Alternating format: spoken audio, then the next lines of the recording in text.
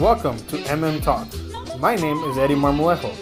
Along with my co-host Jaime Moreno, we created this conservative podcast to bring facts to the issues America faces today. Left-wing bashing? That's too easy, and that's not what we do.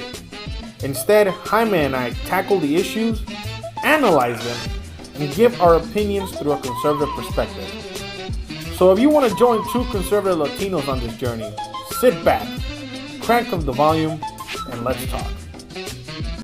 Hi, welcome to Talk. We are your hosts, Jaime Moreno And Eddie Marmolejo. In this week's podcast, we will discuss Senator Bernie Sanders' tax returns. It happens to be that the famed socialist Democrat is now part of the 1% of wealthy Americans. What does this mean for the presidential hopeful? And will he still stand by his economic philosophy? We will also discuss Representative Ilhan Omar's comments at the CARE conference and how she downplayed one of the most horrific times in American history, our 9/11 terrorist attack. How has she reacted to the comments, and how has the media reacted to her? We will also discuss President Trump's proposal to release, or in other terms, dump illegal immigrants into sanctuary cities and states. Will such proposal work? And why is the large number of Democratic leadership opposed to such idea? But before we dive into these topics, we invite you to first subscribe to our channel and then hit the little notification button so you know when our new episodes are uploaded. But also follow us both on Instagram and Facebook so you're updated with the show's comments, and also so you can be able to invite your friends and family so we could create that big following. And with that, Jaime, take it away with Bernie Sanders. So the first topic we'll discuss is Bernie Sanders. Right. We know that Senator Bernie Sanders is a self-proclaimed socialist Democrat. Okay. And for many years, he has proposed socialist ideologies to help level out the playing field, right? Between the wealthy and the working class Americans, even the poor. Mm-hmm. Well, when he released his tax return this week, it turns out that since 2016, this self-proclaimed socialist Democrat is part of the 1% of wealthy Americans, meaning that he's made over $1 million in those years alone. Where did that money come from, you may ask? Right. Not drug dealing, that's for sure. It came from selling of books. If you guys remember his famed book, Our Revolution, A Future to Believe In, he has made that book such popular and has received such royalties that he's able to make it to the 1% of Americans. So Bernie Sanders, self-proclaimed socialist, wrote a book, published it, in the free market economy. Came back $1 million. Came back $1 million. Is that government? Is that a particular agency owned by the government? Does it provide? I don't know if Amazon is owned by the government. Oh no! I mean the publishing company that published the book. I don't mean Amazon, of course. So no, the publishing company isn't owned by the government. So my question again. So Bernie Sanders wrote a book and just sold it in the free market economy and became wealthy. In his words, if you write a best-selling book, you'll become a millionaire too. So hard work. Because it takes hard work to write a book. Mm-hmm. A hard work book. Apparently, it gained readers' interest, okay? Beat out books in competition in the free market economy. Once again, you became a millionaire. That's right. So, ergo, capitalism works. Well, if you write a best-selling book. Again. If you don't write a best-selling book. The competition is fair, right? If you write a strong book and you put it out in the free market, and people buy your book, people are interested in your book, people give good reviews on your book, you know you're not going to get a movie deal on this one. Well, you might get a documentary. But Netflix. So if you put, okay, my thing is, right, for capitalism is you have the idea, you put in the hard work, you sell the idea, the idea becomes successful. Therefore, money comes in. Money comes to you. Did he redistribute that money? No, he hasn't distributed it. Supposedly, according to his tax returns, he has paid 26% in taxes. Oh, just in taxes? Just in taxes since he became a millionaire. And he's given about $30,000 in charities. So it's kind of like he became a millionaire, but he's not willing to distribute his wealth. But I'm saying that he redistribute that wealth. I know you got to pay fees to your agent and all that. But those are just legal fees. I mean, Yeah. they can redistribute some of that wealth among the people that helped them with the book and all that. Other than just giving her charity, not really. Okay. But the whole moral of the story is that capitalism works. Yeah. If Apparently, Bernie Sanders has proven that capitalism is a good thing. that capitalism works. If you work Right. hard and basically and you're able to sell a product that people like. Yeah, of course. Oh, that's okay. the story about capitalism, right? Capitalism is the idea of hard work and labor. You provide a product or service to the economy. Oh man. And if it works and people like it, you become a millionaire. That's So- how Amazon became rich. Right. Apple, Microsoft, car companies, app stores, even Facebook and Instagram, for Right. goodness sake, right? So, what does that mean for the self-proclaimed socialist Democrat? Now that he's part of the 1%, does that make him now a true fighter for the working class Americans? Does his socialist idea still stand? Will he change his rhetoric now that he's a millionaire? Well, if you tune That's the question. if That's you tune into the Fox town hall meeting that he had on that's Fox right. News, right? Mhm. He said That was when? Friday, was it? it was. I can't recall it was last Friday or not. I was just to say last week. Okay, Sometime last week. If I'm quoting here, and he said, "I will not apologize for being successful at writing a book." Well, of course you shouldn't apologize, Bernie. That's not. Well, excuse me, Senator Bernie. Senator. Bernie. I'm out here burning like I know the guy, right? Senator. We're not questioning that you were successful writing your book. Is that you just proved that capitalism works? That's my thing. So that's why I question, like, was the agency that published this book and his editor, did they work for the government or not? No. Because if they're independent of the government, then they're just So proves. pretty much what Eddie's saying is that capitalism works. Even though Bernie Sanders has been a proponent of taxing the wealthy, of redistributing wealth, of providing more assistance to working class families and be able to tax at a high rate to all these rich millionaires and businesses and be able to take that money and distribute it to working class Americans so they can live a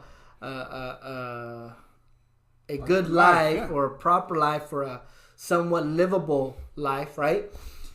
So now that, he's proposed this for many years, and that's why the whole socialist Democrat, even Ms. Ocasio-Cortez, is a believer of Bernie Sanders' socialist Democrat, right? So now that Bernie Sanders is a millionaire, and he's been a millionaire for about 4 years, it's like, well, now Senator Bernie Sanders, are you going to change your economic philosophy? No, I will not. Or will you not apologize. take your millions of dollars and distribute it like you propose other millionaires and billionaires do? So are you going to apply your own public policy ideas to yourself to see if it works? So is he gonna tax himself more? Because he technically is, like you said, from his tax return, he's part of that 1% now, right? Yeah. So he taxed 26%. Okay, that's how much he paid in taxes. Right. 26% is to be paid in taxes. Is he gonna tax himself more to be able to help working class and poor Americans? That's a good. I doubt it. I doubt it, because if he'd done that, he should have done that since 2016. That's just funny. You bring all that up about Sanders because, like, you're right. He just proved that capitalism is a good thing, because I'm not diminishing the work he did, and that's what we're trying to tell the senator. That's what the good part is. So the good thing is, good job for the book. Good job making all that money. That's all the free market. That's what's fair, because to you, what you got paid and what the royalties, like you said, are you receiving all that? That's the fair thing to do. You're receiving basically what you paid for. I mean, what you put hours Your and labor, your laborers, your editing, and all that. That's what you worked for. So you should earned be commended. You earned it. But what you're teaching is that no, it's actually all that wealth should be redistributed to the editor, to basically the publisher, and so forth. And that's how we have equal justice and all that, if you think about it, right? So if we make Bernie Sanders the government, right? It's not the labor. It's not you, Bernie Sanders' idea that provides social justice. It was the editor, the publisher, anybody who had anything to do with the production of the book. But no, that's not the case. Even the words of President Obama, remember, he says that you didn't create your own businesses, someone else helped you. Right. Yeah, Obama said that. Yeah. That former President Obama said that you didn't really make your own wealth; someone else helped you, right? So Bernie Sanders, in all reality, you didn't really make that money because you sold a good book. It's because there's a publisher and an editor and your agent who made it work. Right. You didn't do it on your own, so your book wasn't as great. If we were to classify it under President Obama's, rhetoric back in a couple of years ago. Right. Now, but our big discussion here is that now that he's part of the 1%, that should change his dynamics. And it'll be interesting to see how his opponents within the Democratic Party and President Trump is going to use this use this against him in the 2020 general election. It's going to be interesting to see if they use it. If they're going to say, well, Bernie, how do you consider yourself to be a socialist when you're part of the 1%? Mm-hmm. I mean, it'll be a smart move. It'll be a smart move by those who are more center left, even especially if former Vice President Biden decides to run, because they're going to be like, how are you advocating for socialism when you, sir, apparently based on your tax returns, thank you for releasing them, by the way, you are now part of the 1%. How does this work? I don't get it. So can you explain that to us? And so on and so forth. So it'll be interesting. It'll be interesting to see. So if you're a socialist Democrat and you still don't believe in a communist in capitalism, then you should look at your faved leader, Senator Bernie Sanders, and see how he became successful. Mm-hmm. And maybe you should give it a try. And all those who believe in capitalism, keep up the good work, keep working hard. You will receive your payout soon, just like Senator Sanders did in 2016. Now, we have an honorable mention real quick before we move on to the next subject. Just stay out for the Mueller report. As we all know, that the Mueller report came out. Attorney General Barr gave a 4-page summary. The Democrats don't like the summary of what he wrote, and they're asking for a full release of the report. So keep an eye out later this week, early next week, about what's going on with the Mueller report and what will be released. He wants some redactions to it, which is typical redactions in any type of investigation, especially when there's ongoing investigations still going on. The government or any investigative entity does not give you that information on ongoing investigations, because that may tip off information or may be conflict. So if you ever been in any investigation or heard of any investigation, family, friend, or just on the news, when there's ongoing investigations, they don't release that information as what they're still doing. Right? Mm-hmm. Only when they close the investigation. So what he's trying to redact is not out of the ordinary, but of course the Democrats in Congress want a full, uncensored report because they think they can find something. So stay tuned, keep an eye out on what's going to happen later this week, right, with the Mueller report? Yeah, the Mueller report, so Thursday, so it should be out today, the redacted version. We're going to see what the reactions are. Mm-hmm. So especially tune in next week, because we're definitely going to dive into what the report says, and everybody reactions from CNN, MSNBC, CNBC, whatever they're called. Anybody who has a negative thought on it, because I'm pretty sure it's going to be 99.9% of, you see what I told you, it's right here. Why is this black line blocked out? Why? Conspiracy. Russians are justice. Yeah, stuff like that. So tune in for that next week. We will definitely be looking into it. And just a reminder, like we said, we're just basing off of what the report says. Of course, the report says there's no collusion between Trump officials or Trump campaign and Russian spies or interference, but there are some issues that they found within the campaign, which could be many things. And like we said a couple of weeks ago, when you're under federal investigation, they might not catch you for what they're originally searching for. They might indict you for other items, like in the case of his former attorneys, where they've been indicted for other crimes they committed, not so much for collusion, right? Right. So, like we said, tune in and we'll see what happens. And with that, Eddie, what's going on with Miss Ilhan Omar? Here we go. The famed progressive, the fresh face among the fresh faces from Minnesota. So it's been, I don't know I don't know how many comments. First, she came out with the anti-Semitic comments. I'm sorry, I didn't mean that. And then next week she made another one. Well, I'm sorry again. I don't understand why. I'm here to speak my mind. Okay, this is America and so forth. Fine and dandy. You have the freedom of speech. We also have the freedom of providing you with consequences of that speech, which comes by the means of opinion, and any or social videos that you might see. By social media, videos on social media, either Facebook, Instagram, and so forth. You can't hide from social media. You can't. So, Representative Ilhan Omar, again, I'm tired of talking about her, was at the CARE conference in LA, and it was the same weekend that Senator Sanders was here too. Oh, that's right. Senator Sanders and Ilhan Omar were here. You might have catched a glimpse on the news how there was a lot of pro-Israel, pro-Trump supporters in protest of her being present at this meeting. And basically, I am glad that these people were not inside. And because during this meeting, she basically downplayed the 9/11 terrorist attacks. She did what? She downplayed, the 9/11 terrorist attacks.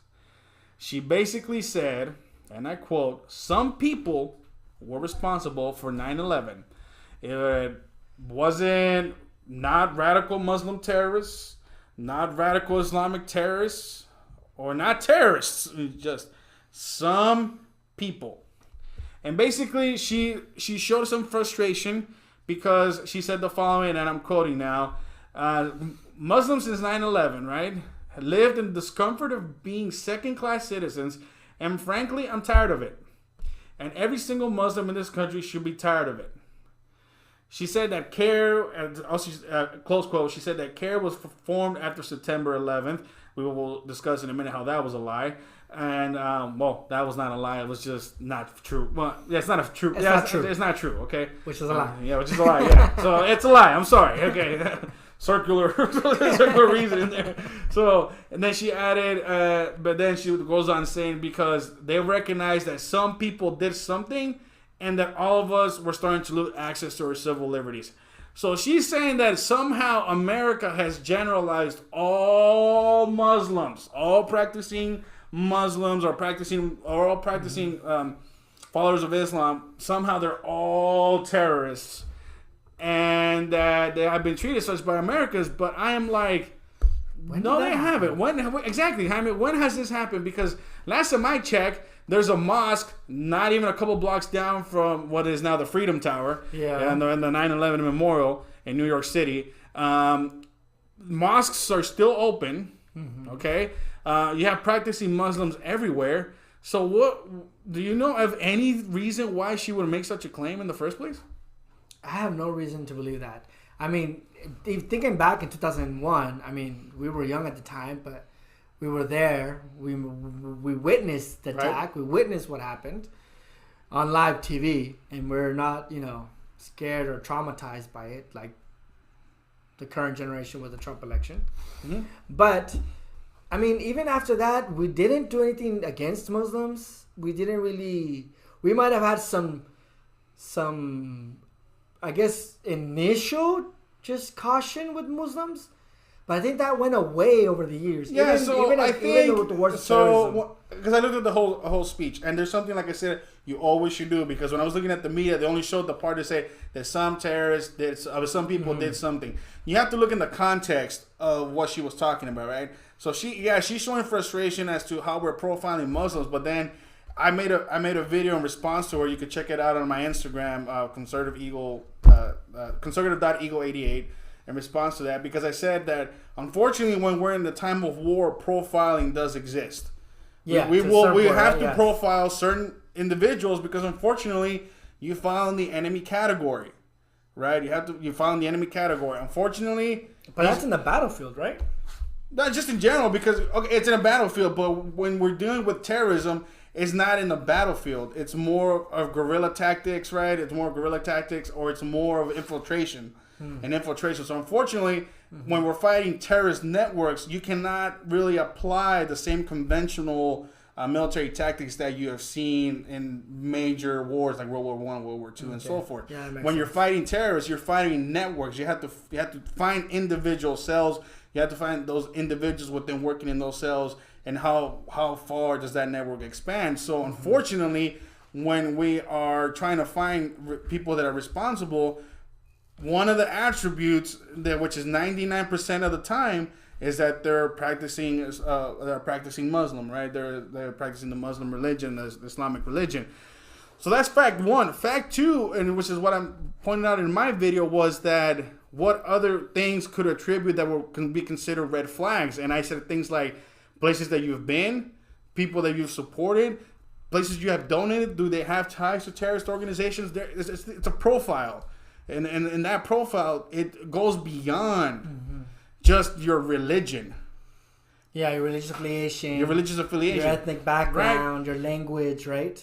And stuff like that. that. Because even at that, I mean, growing up, because we grew up in this era, this, post 9/11 era, Muslims weren't treated as second-class citizens. No, they're not. I remember that. I have friends from Muslim, and they were never treated as second-class citizens. They're not treated. Like I said, there's always going to be that fear because, and I even asked her, so if I even asked in that video, why don't you ask your own party what it has done to enemies in the past?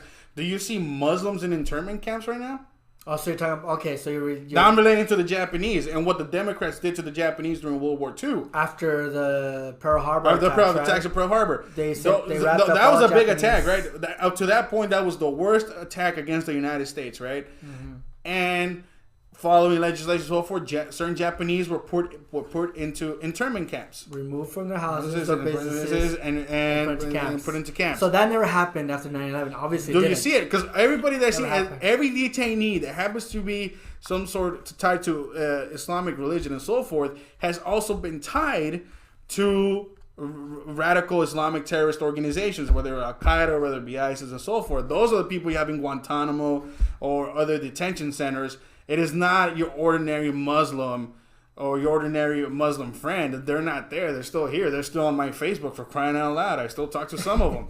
It's not that. What Ilhan Omar has done through this speech is that she herself has turned herself into the victim, which is not the case. It's not the case. You're not being treated as a second-class citizen. You're being targeted constantly because of your anti-Semitic claims. You're being targeted constantly because you keep apologizing, and then the next week you say it again.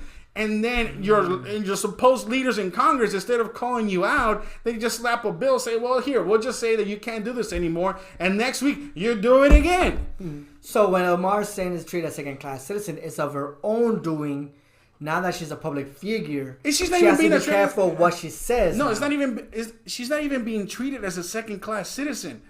She's being attacked because of what she just says. Period. That's what I'm saying. It's of her own doing. Yeah, it's her own doing. It's her own doing because of what she says. Yeah. The rhetoric she uses to communicate has put her in hot waters. Exactly. Every single time. Not because she's Muslim. Yes. But because what she's saying now that she's in the public eye. Right. So that's the thing. So it's not about you. We're targeting you for being a Muslim. I can care less what religion you practice. Right? You could be a Jewish person practicing Judaism. We could be Christians like us, Christian Catholics, whatever, so forth. Buddhist. I can care less. But we're not radical. Well, I mean, there are radicals in every single. Yeah, there's radicals in every religion, right? Yeah. But what you do constantly is do anti-Semitic claims. Unfortunately, there's evidence of that, constant evidence. To those that haven't tuned into our show, you can I always say Google it, right? Because they're there. And then not only that, you somehow apologize, you do it again, apologize, do it again, apologize, do it again. So when you apologize and you do it again, that means you really don't care about what you say. You're going to say it. And the problem is that your party is letting you get away with it. You know, that's the problem. That's the problem we're having today with the Democrats. The Democrats. But then, good old President Trump comes in and makes a video.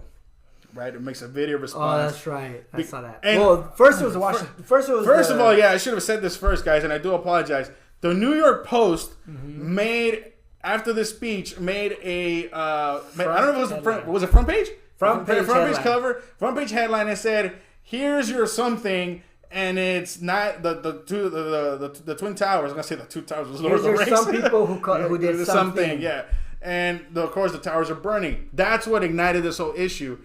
And then people started talking, and then President Trump made a video showing pictures of the towers being hit and so forth, saying, "Here's your people did something." Some people did something. Some people did something, And then, of course, that's when it really went fire. Because now, she's claiming that, the President Trump, once again, is fear-mongering, making think that all Muslims are bad people and all that. No, again, this is a response to what you said at CARE. This has nothing to do. It's a response to what you said, because the media was trying to say, CNN, MSNBC, and all these people were saying, no, look, he's trying to no, that's not the case. No. The case is he's pointing this out to Representative Omar's comments. This was a direct attack to her. The video says some people did something, right? Some people did something. And it's the something was the attack. So, and the some people were Islamic terrorists. Islamic terrorists. Something that the previous administration failed to name out. Something that you failed to name out every single time. But of course, we have the fresh faces coming to the rescue. And the first was AOC. Wait, what does AOC have to do with anything? Because they're friends. They're the fresh faces. They're the new face of the Democratic Party. Okay. Yeah, Miss. All right. Miss, who I talk like black people at at their conferences, right? So AOC, check this out. She quoted a poem, a famous World War II poem by Martin. I don't know how to say this. Niemöller, a Lutheran minister who happened to be a Nazi sympathizer, right? And let me see if I can pull up the quote real quick, because I have the actual picture of the quote, because first they came for the Unionists and the Socialists and so forth. So now she's trying to say somehow they're going to come from Ilhan Omar. So she's using a Jewish, right, something that refers to the Holocaust to defend an anti-Semite. Does that make sense? No. Okay, it doesn't make sense. Okay, so I'll put it again. AOC used a quote that referred to the Holocaust in defense of Ilhan Omar, who has known to done anti-Semitic comments. Okay. How do you do that? Like, what in your head will possess you to do that? Because she wants to rescue. She wants to save face for Ilhan Omar. But that's my Representative Omar. Sorry.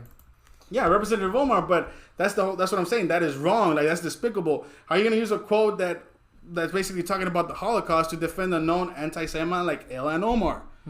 Like, why would you do it? So what do the quotes say? I'm trying to pull it up right now. It's taking a second here. So the problem with Representative Omar's comment is that even though she's CARE, to give you background, CARE is the Center for, what's it called? Center for Islamic... So CARE is the Council on American Islamic Relations. Yeah, Council on Islamic Relations. So the quote says, and I quote, "Members of Congress have the duty to respond to the president's explicit attack today at Ilhan Omar. Her life is in danger. For our colleagues to be silent is to be complicit in outright dangerous targeting of members of Congress. We must speak out." So, and then it ends with, quote, "First they came." This poem was written right during the Holocaust. So it says, first they came for the socialists and did not speak out because I was not a socialist. Then they came for the trade unionists. Then they came for the Jews and did not speak out. Then they came for me, and then there was no one left for me. That's how it goes, right? And so now she's trying to say, well, first they're going to come from Ilhan Omar. Well, that quote is not even applicable to the situation. It's not applicable for two reasons. It's a Holocaust quote to defend an anti-Semite, which makes no sense. It's despicable in that aspect, right? Two, this guy apparently was from what I read, a Nazi sympathizer. And not only that, I mean, Trump is not rounding up people and sending them to concentration camps. He's not rounding up opposition and sending them to prison. He's not rounding up Democrats and sending them away. Let me put it this way. He's not rounding up Muslims and saying you're going to concentration camp. He's not doing the actions of Nazi Germany. Yes. He is not. He's just saying that this is wrong. Here's what you're... So, AOC's tweet... Right. Quoting this gentleman is not applicable because it's like Trump is not going after you and locking you up. That's what I just said. He's not rounding you up at all. He's not rounding up Muslims. He's not rounding up any practitioner of Islam. So don't fall for that whole Nazi rhetoric and they're comparing Republicans or the president to Nazis fascists or fascists. Yes. Because none of the actions of this administration or the Republican Party equals to that actions of the Nazis in Germany. So this is ridiculous quote. This is even stupid. Why would she even quote that? I don't know. You can ask her. For AOC, what she views, if you see in this 1998 film, The Siege, with Denzel Washington, Bruce Willis, I forget the lady's name. Anyways, it's about a cell in New York City, and they conduct terrorist attacks, right? They even blow up the federal building. And then in that movie, the president declares martial law, rounds up, right? Profiles specific Muslims by age and immigration status, and then puts them, what I'm thinking is the Jets Stadium or the Jets or whatever, the New York Giants. Some stadium. He puts them in there. That's not what you're seeing here. So in the movie that happens. In the movie that happens. In real That's life, the extreme. that's not happening. And that's the extreme version. That's what she's trying to portray when she makes comments like this, that somehow they're going to end up in some stadium or some camp somewhere. And that's not the case. The roundups you have seen are people that have been investigated, people that are known to have terrorist ties, and they have put in detention facilities, whether it be Guantanamo or some high federal security prison. And she, to use this quote, like, again, is ridiculous. It's stupid, like you said. I don't, it makes no sense. But this is the kind of thing we're seeing from these so-called fresh faces, right? And then let's not forget about Rashida Tlaib, the third fresh face, right? Who said that she said that she was angry that the responses have led to death threats against Omar. Like, hello? Like, you think some people were not going to keep quiet? I mean, it's unfortunate that she's getting death threats. I am not approving of death threats, but your actions do have consequences. You have the right to say what you said, Representative Omar. Freedom of speech allows you to do that, but here are the consequences. So Rashida Tlaib, when she says, "Oh, I'm angry about that," well, what do you think was going to happen when you're trying to downplay, right, one of the biggest attacks, or the worst attack, I think, since Pearl Harbor, right? 3,000 American lives were taken away that day, right? And then she's saying that. So we're not condoning any death threats. Death threats. And here's what I'm getting to. We're not saying that it's permissible. We're not saying that it should be allowed, or we're not saying, oh, that's what you get. Yeah. We're not saying that.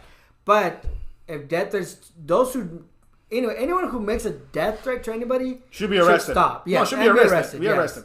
Be arrested and be like, no guns for you. Right. No, but here's the thing. Because all the media and the comments by AOC and even Senator Sanders and all so forth, Senator Sanders and I believe Cory Booker too said that President Donald Trump is inciting violence by making videos like the ones he made and all that. Like, he's not inciting violence against anything. He's calling out radical Islamic terrorists. He's showing her that radical Islamic terrorists were responsible. It wasn't any particular Muslim.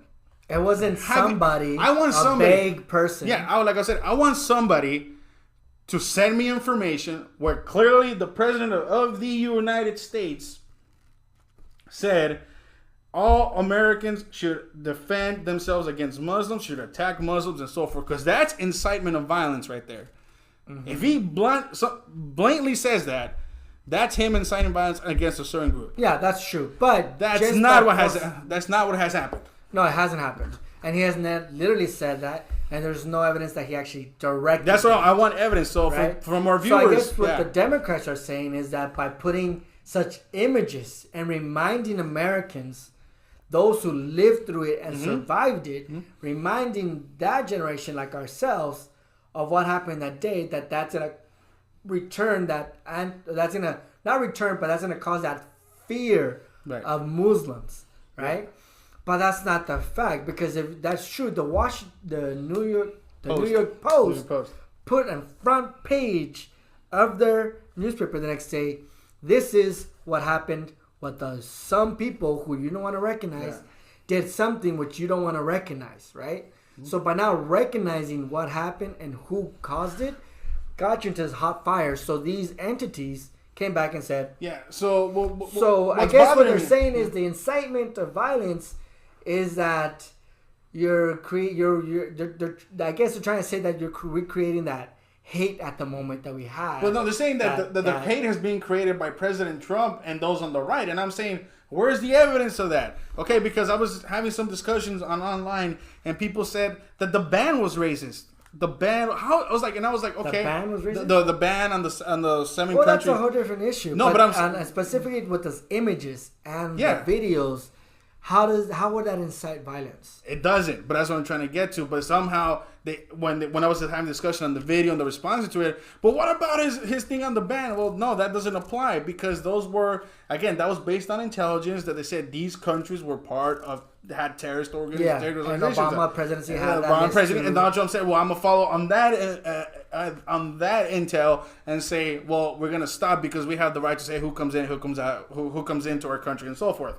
So he did that. That's a national security concern based on evidence. Okay, not the one. Two, this, like you said, this video, right, is not incitement of evidence. It's a reminder, like you keep saying.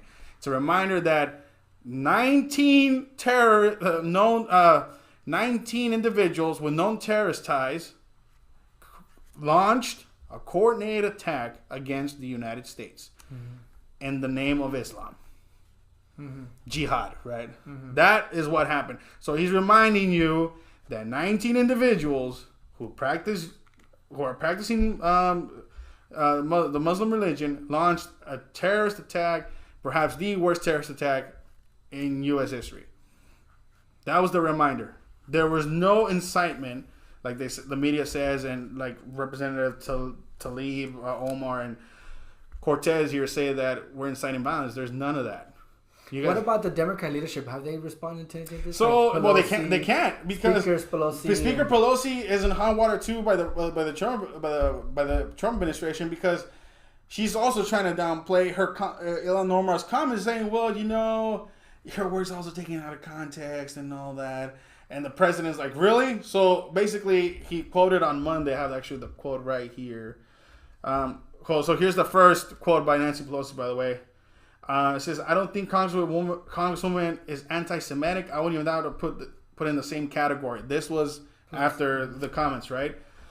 And she says we have no taint of that in the Democratic Party. Basically, there's no racism in the Democratic Party. Okay, you might want to reread your history. Just because they want to accuse somebody of it doesn't mean that we should take the bait. That was Nancy Pelosi in response to the events. Just because they want to accuse somebody of that doesn't mean that we have to take the bait. So saying the Democrats, even if you're accusing somebody to be anti-Semitic, right, who downplays 9/11 and all that, we should not take the bait. That's her leadership. That's her.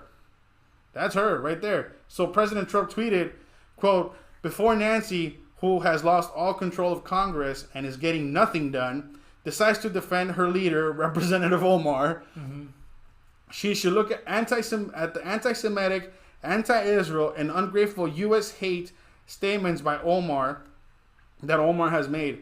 She's out of control except for her control of Nancy." So Omar's out of control, but she's controlling Nancy. And Nancy has no control. And it's true. This statement is true. I've been saying this, that the fresh faces are taking control of the old wing Democrats, which is now the Pelosi's, the Bidens. I don't know where we have President Obama, the Obama era Democrats. They just put them there with the Obama era Democrats, and it's sad because, like I said, they're winning because every time something like this happens, these three people show up: Omar, Cortez, and Tlaib, and they're always somehow defending anything that's like either what their agenda is, like the new Green Deal and so forth, or anything that they can say, well, no, that's a racist comment. And then Nancy Pelosi's like, well, you know, it's not what it is. It's not what it is. Let's just downplay it and so forth. They're new, they're young and so forth. And I'm like, no, they're actually taking control of your party and you just don't have no control of it. And now that you're trying to take some control, I think it's too late. Yeah, that's true.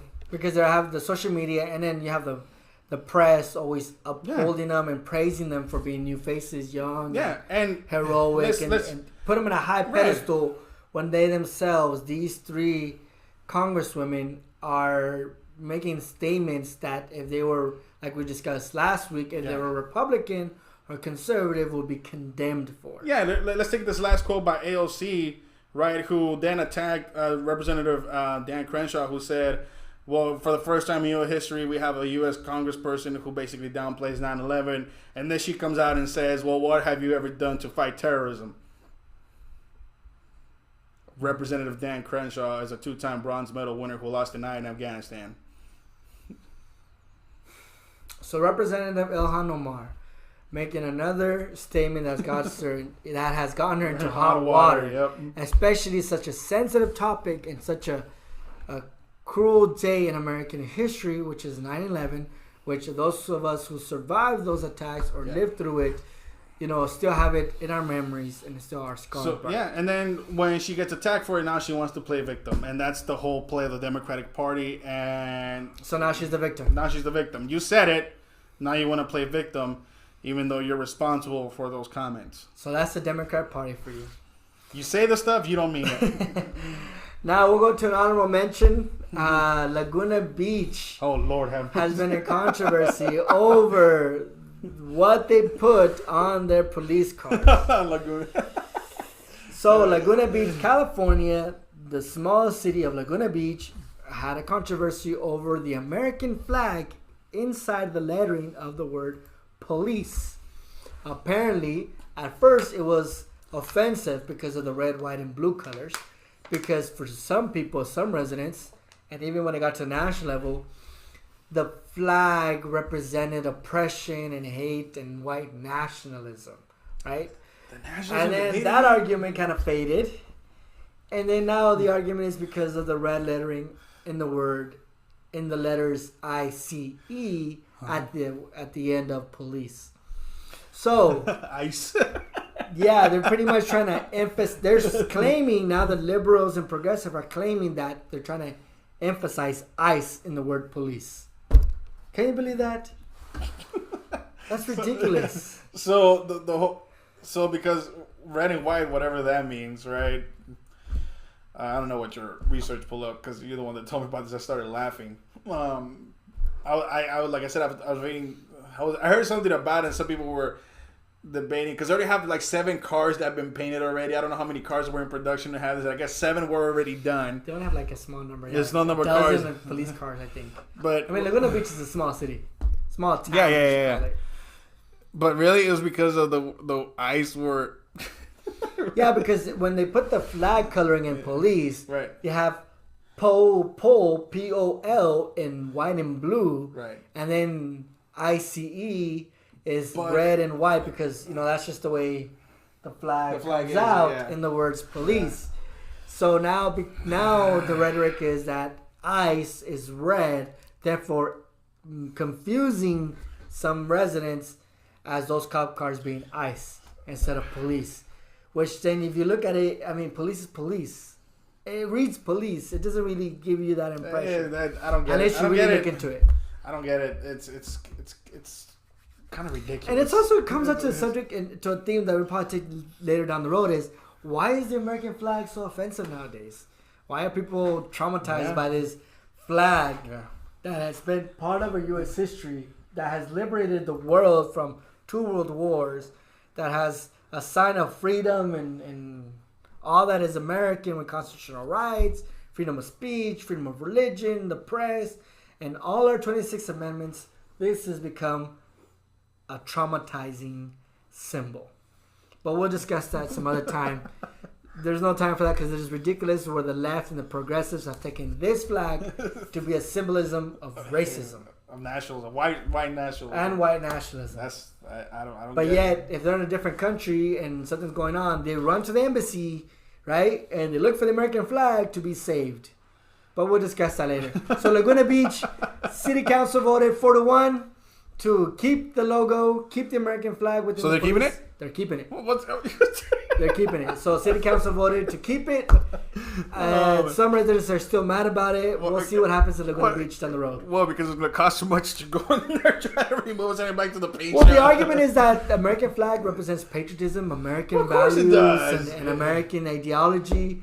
And it's the symbol of what America is. Yeah. So I guess the argument that it represents hate and white nationalism didn't really convince the council. One dissenting vote, obviously, because in their terms, Immigration and Customs Enforcement is being highlighted with the capital letters ICE in the word police.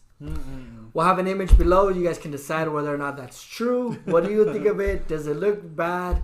Does it really bring fear into American citizens? Yeah, we'll post it on our social media pages on Facebook, and I'll say and then you guys give us your thoughts there. Give us a thought on that.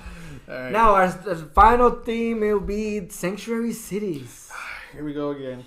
So President Trump proposed an idea of releasing, because remember, the United States government can no longer hold asylum petitioners longer than 21 days. They have to be released on bail. Right? So since they're being released on bail on border cities, President Trump proposed the idea of releasing these asylum seekers into sanctuary cities and sanctuary states. Now, if you guys recall, sanctuary cities are cities who pledge not to cooperate with federal authorities when it comes to detention, reporting, and handing over of any undocumented immigrant or any immigrant whatsoever to federal authorities. So if an immigrant commits a crime, they do their time, but they're not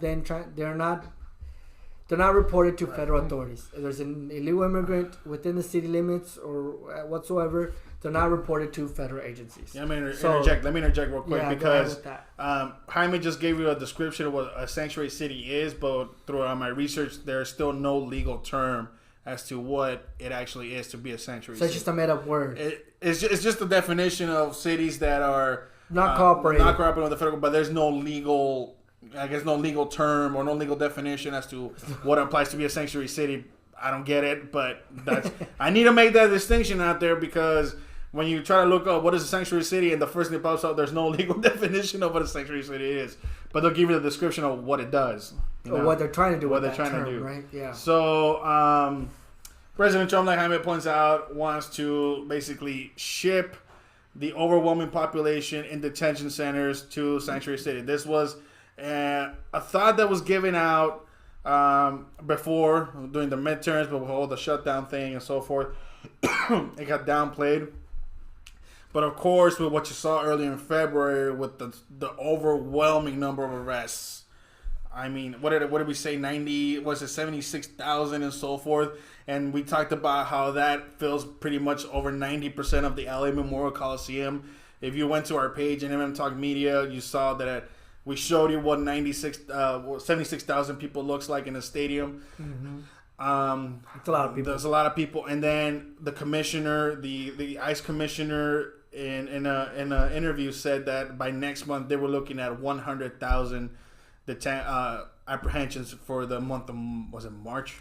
They were looking at those figures. So it's overwhelmed.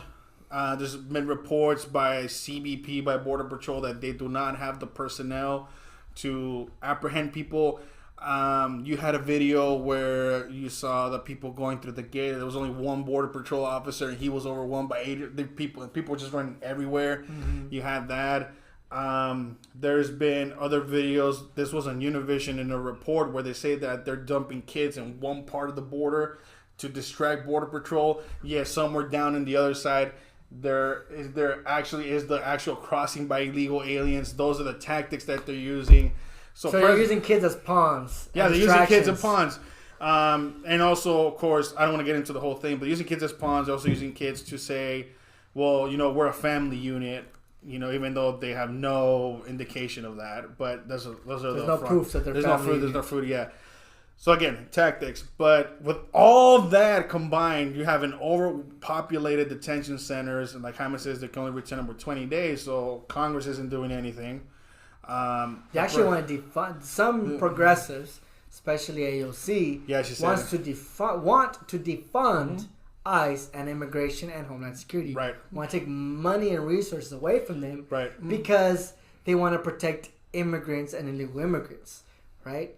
But if you take funding from those bureaucracies, then you're setting up for more failures and more problems at the border. And we just discussed this a couple of weeks ago that now the Democrats and progressives are realizing or admitting that there is a crisis at the border. Yeah, so it is a crisis down there. So tell us, how many states are actually sanctuary states? So according to the Center for Immigration Studies, they have identified 8 sanctuary states. Okay, California, Colorado, Illinois, Massachusetts, New Jersey, New Mexico, Oregon, and Vermont. Within those states, there is an abundant number of cities. I stopped counting after 100.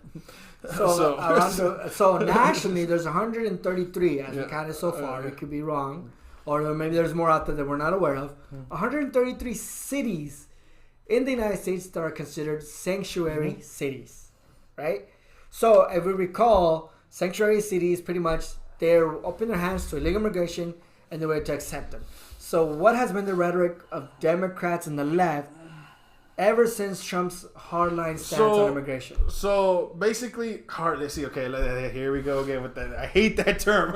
Hardline? Why? Yeah, the hardline. Because somehow every time we talk about immigration, we're the hardliners. Every time we talk about border security, we're the hardliners. It's not national security. It's not a hardline issue.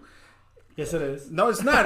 It's not because what I mean is like it's not that radical hardline view. Because if you want to take that argument, then is Chuck Schumer a hardliner? Is President Obama a hardliner? Is Harry? No, they're not. No. Well, they advocated open borders. Oh well, no. Let me guess. Didn't Obama said you would have to learn English? He changed his mind. Remember? You will pay a fine. He changed his mind.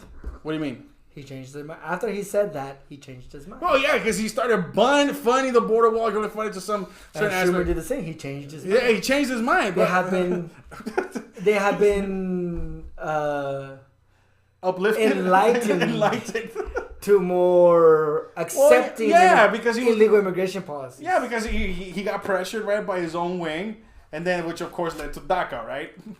All that pressure. This is a failure.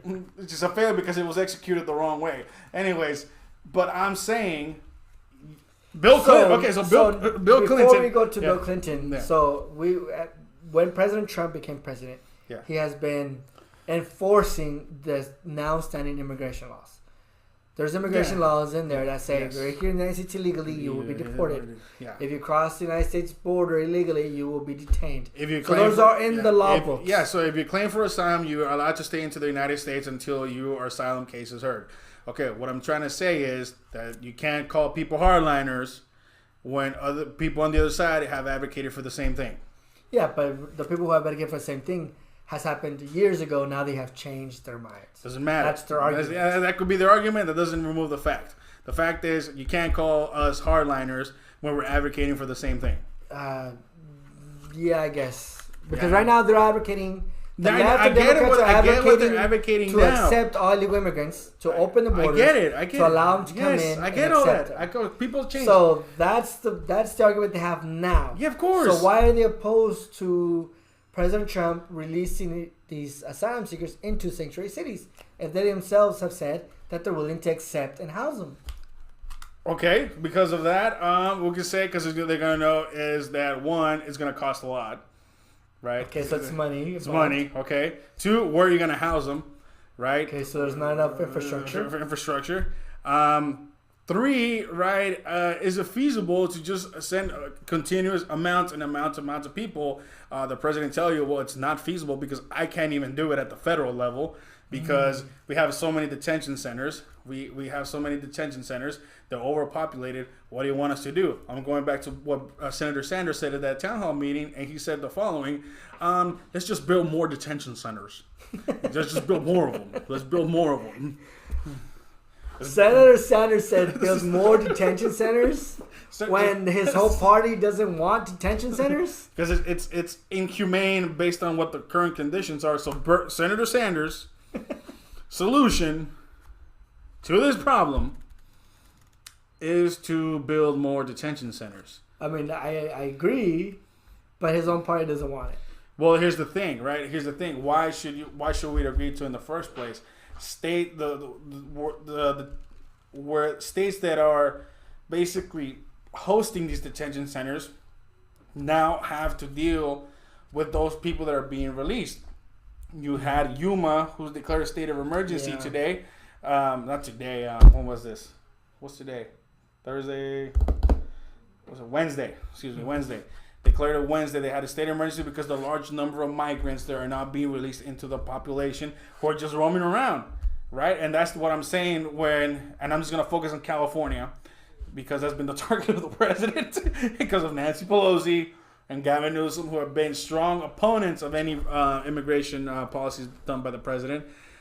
And basically they're starting to realize, well, you can't send us all these people here. Like, what are you talking about? Like, just look at Los Angeles for crying out loud. We have a homeless crisis down. They're like, oh, exactly. Cher said that, right? Cher said that, right? Yeah, Cher said that. But Nancy Pelosi said this is against anything the United States stands for. It's disrespectful. I mean, hold on. I gotta get Newsom's quote because Newsom's quote said, "It's really a sophistry of adolescence. It's not serious. It lacks rationale. It's insulting to the American people and to the intelligence of the American people. It's un-American. It's illegal. It's immoral. It's rather pathetic. I don't know what more I can say." And then he said, whoa. Gavin Newsom, our own Gavin Newsom, who was for pro-sanctuary cities, who was a strong proponent for SB 54, which turned California into a sanctuary state, right? The same governor who in his inauguration said that we're a state, open arms, to welcome everybody, and provide sanctuary to all those who seek it, that we will treat everyone equally. The same governor who a couple of weeks ago said we're going to fund $5 million to house these asylum seekers. Right. Now is saying that this act by the president is wrong, disgusting. What is it called? What do you say? Demoralizing? Demoralizing, immoral. It's un-American. It's insulting to the intelligence of the American people. My question is, why is that insulting to the intelligence of the American people? You're the one who said you will welcome immigrants. You want to call them undocumented, I'll call them illegal because that's what they are. But even the same governor who says that illegal immigrants are better people, they help the economy. Yeah, they provide jobs. Yes, they provide a better economy for California. Yes, and anybody all of a sudden they're. And anybody who believes those comments by Gavin Newsom should read George Borjas, who tells you the exact opposite. But that's a comment for another. George Borjas, the Harvard economist, who said that actually people who are undocumented, illegal immigrants who are documented, have lower skilled labor, actually hurt the economy and hurt those people that want to seek jobs here. But again, a topic for another day. Just reference it. Yeah. So that particular governor is not having an issue with President Trump saying, "Well, you say you welcome them, right? Help me out here. I can't have all these people here." And true. And the border cities should not take all the burden. First of all, and let's add this to the kicker: your cities, right? You provide protections. So until their hearings are called for, you provide protections, right? So come on, help me out here. And, even his own city of San Francisco allocated millions of dollars to pay for legal fees. And it's a sanctuary city too. San Francisco, it's a sanctuary city. But true. San Francisco is a sanctuary city, but they also allocated millions of dollars to pay the legal fees of undocumented immigrants. Yes. What is going on, Democrats? Why are you changing your rhetoric? Because it sounds good in the campaign trail, but when you come to actual practice, it's not gonna work. Let me just give you some. What else are they saying? What else are these Democrat leadership saying? Oh well, hold on. Let's just talk about Garcetti right here. Right? Mayor Garcetti, right? Mayor Garcetti, who says he called this plan hateful, right? He said that the Trump administration's latest hateful idea is nothing more than a needless distraction and a waste of time. We need real solutions to uphold our values, not discredible policies that demonize immigrants and will never become reality. Newsom said to stop using them as pawns. He said that somehow this is a hateful act. Wait. How is placing illegal immigrants in sanctuary cities a hateful thing? Or using them as pawns. If that city is protecting them from ICE and deportations. You're asking the wrong person, bro. I'm just quoting what he said. What else did he say that? Yeah, he said that right there. I mean, I guess, and then he says that it's a hateful idea and it's a waste of time? Wait, if LA is allocating millions of dollars, just like San Francisco, to pay and house and provide for undocumented immigrants, now it's becoming a waste of time. Time? So here's what I don't get too, because that doesn't make sense. These same Democrats who are same Democrats who were all welcoming. The mayor of Chicago was like, "Oh, this is a sanctuary city. You're more than welcome." The new governor-elect, not governor, mayor. Mayor-elect, huh? Yeah, mayor-elect. So this is a sanctuary city. They're more than welcome here. Garcetti said the same thing. Newsom said the same thing. Oh, no. Well, no. Well, why? I mean, look at this, right? According to statistics, right, by the... Hold on here. I think this is also the Center for Immigration Studies, too. Said as of 2016, California has about 2 million unauthorized aliens in So 2 million illegal immigrants in California. Right? Okay. 1 million of them, according to this particular website, said that they're in LA County. Okay. So half. LA paid $1.3 billion in illegal immigrant welfare payouts and also other free health care services between 2015 and 2016. Wait, they paid $1.3 billion in assistance to illegal immigrants? Yes. And they're not doing anything, and their best solution for homelessness is just So let me get this straight. So you have a homeless crisis. Section 8 vouchers don't work. Only about, I want to say 30%, even if that can even get them for those people that apply. So Section 8 doesn't work. You have a homeless crisis, but you're willing to pay $1.3 billion between 2 years, right, to basically fund services to illegal immigrants. Didn't various propositions ask for billions of dollars for veteran housing, billions of dollars for veteran medical assistance and all that stuff? Yet we're funneling money to pay out. Wow. Yeah. Wow, I was right. So, and then of course, presidential hopeful Cory Booker said these are just fear tactics, right? We just want to use this. It's a fear tactic. It's a fear tactic. We're hardliners. Why is that a fear tactic? Because we're hardliners. How is putting it in asylum seekers in sanctuary cities a fear tactic? It's not a fear tactic. It's basically President Trump. It's two things. President Trump using this as a political bluff, right? If you think about it, it's a bluff. He's calling them on the bluff. Okay, you're saying that you're willing to accept these people? Well, I got a bunch right here. Help me out. Help me out. Feed them, clothe them, because we can't do it. We can't hold them for 21 days. You know, and longer than 21 days. Yeah, right. So I got a bunch right here. He even said it in his press conference. We have so many. We can send them generous amounts. I'm really considering it. He is considering He's considering it. And I'm like, well, you're calling him off on your bluff. And it's funny how every time President Trump calls out Democrats on the bluff, they backtracked. So he's calling them out like, okay, here you go. I have thousands and thousands and thousands. By the way, if you act now, we'll have new supplies coming in next month. So he has thousands and thousands and thousands. So what I'm getting to is this. In the context that I'm talking about California. Jaime, and in 2 years, you paid $1.3 billion, right? In 2 years. Imagine, and you're only at, 1 million in LA County? What happens when President Trump dumps more people? Oh, excuse me. No, I was going to say ship. I went from dump to ship. The Democrats call it dumping, which is an offensive term. That means they're trash, right? Right. So when President Trump ships them from detentions, reallocates them from detention centers to these cities. So you're getting more and more and more and more. And he's like, there's an easy way to stop this, but until you guys help me out, if you act now. Coming to your city near you. Now, we're not here trying to provide fear or we're saying that illegal immigrants are bad. But if you're a sanctuary city who is standing your ground saying that we will welcome any illegal immigrant and protect you from federal authorities, then why not accept them? Right? My kid is I'm just calling out the hypocrisy because it's always been Democrats or we'll welcome you. Here's what I'm getting to. Democrats, we'll welcome you. We don't care about your legal status. Look what we're doing. This great stage. We're providing sanctuary cities, which are like free green zones for all of you.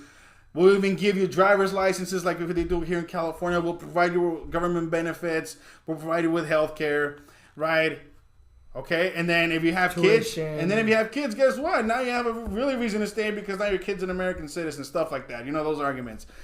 So, all that, welcome here, blah, blah, blah, blah. But President Trump is like, okay, well, I'm backlocked in courts. I'm backlocked over here. I'm going to ship them to you. And then when they're ready to come back, you can send them to their designated courts. No, you can't do that. That's hateful. That's the sophistry. That's the sophistry of a political tactic and so forth.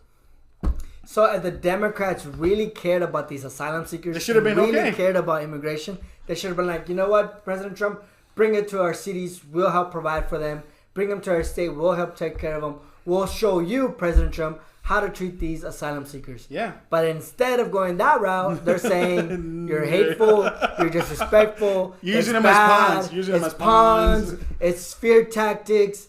It's a racial homophobic or not homophobic immigration.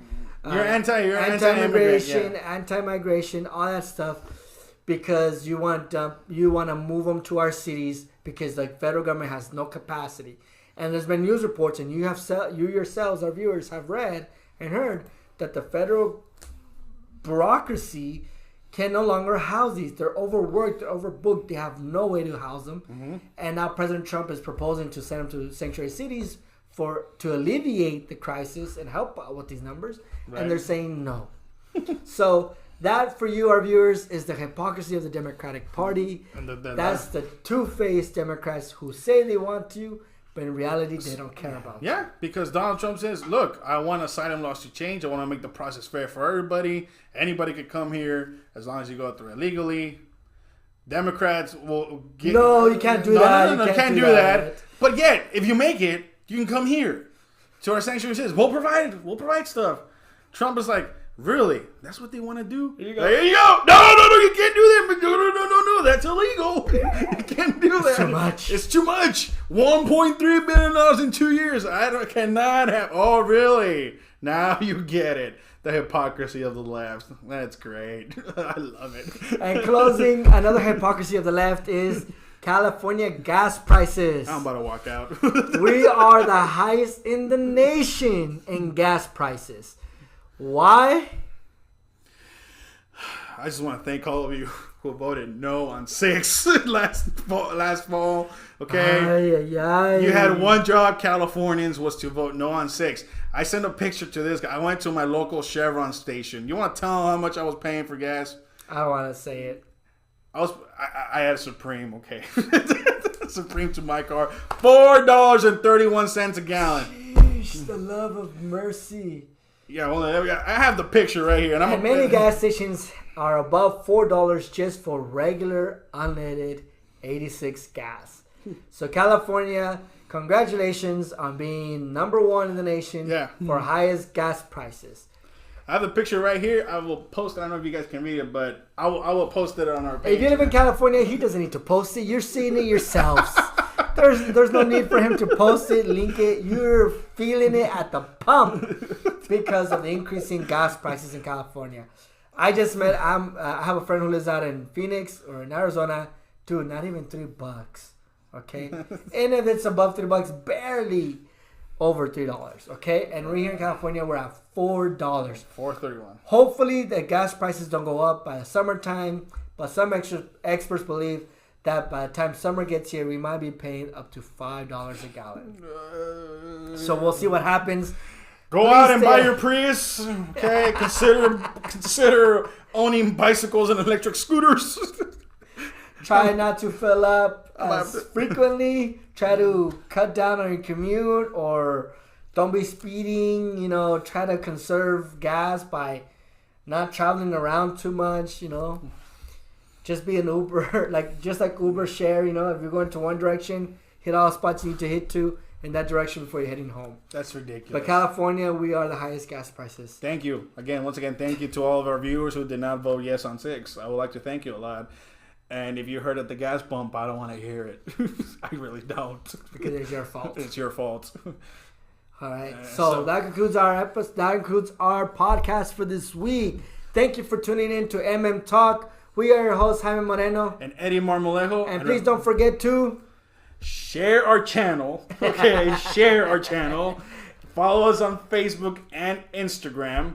And tell your friends, make sure you let them know that we're here, two conservative Latinos discussing the issues with facts.